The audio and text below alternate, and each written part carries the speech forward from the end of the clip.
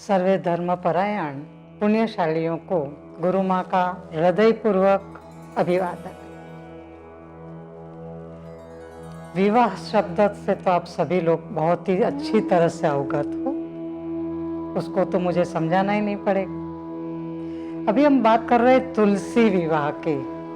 तो तुलसी विवाह क्या है, जिसे हम रुक्मिणी विवाह भी करते हैं। तो रुक्मिणी का विवाह किस तरह से क्यों किया जाता है, और ये रुक्मिणी विवाह एकादशी के दिन, जिसे देव उठी एकादशी कहते हैं, तो देव उठी एकादशी के दिन ही क्यों किया जाता है।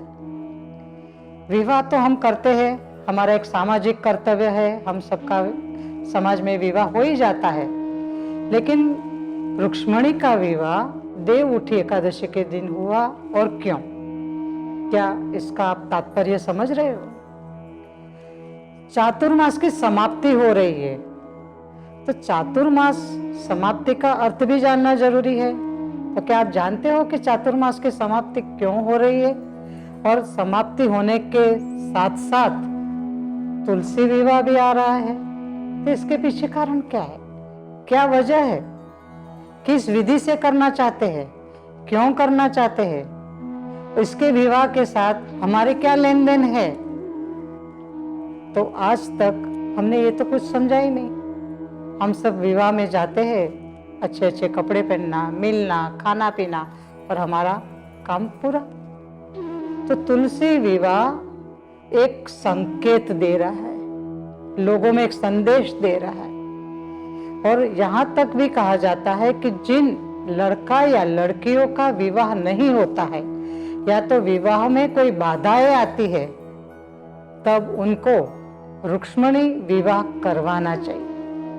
कभी भी यह विवाह तो होगा, तुलसी विवाह जो बोला जाता है, जो रुक्मिणी विवाह है, वो तो देव उठी एकादशी के दिन ही होता है।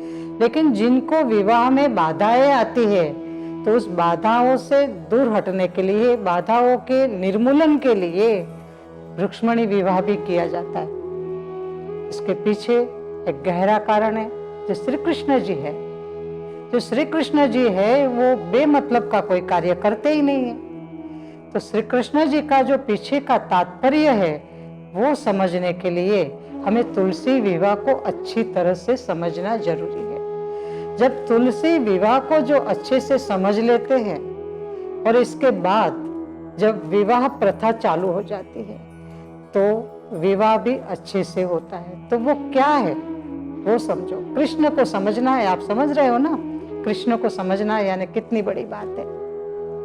वो कोई सीधे इंसान नहीं है, आप भी जानते हो कि कृष्ण कैसे है।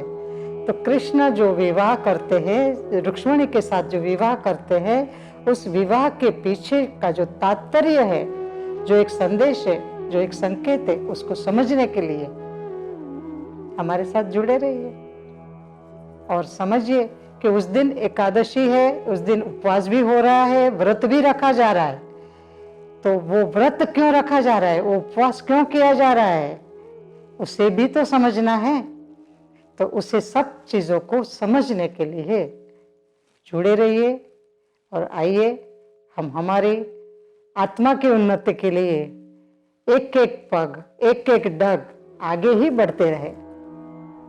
तो शुभम भवतु, कल्याणम भवतु, अस्तु।